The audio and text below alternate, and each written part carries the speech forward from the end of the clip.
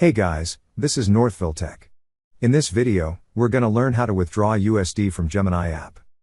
If you don't have a Gemini account, we will put our affiliate link in the description below for you to sign up, and get $10 of Bitcoin after you buy or sell $100. But if you already have an account, just open the app by tapping on it. Once the app is open, you will see a profile icon at the top right corner of the screen. Tap on the profile icon. On this screen, you will see an option for Withdraw from Gemini. Tap on Withdraw from Gemini. Here, select USD.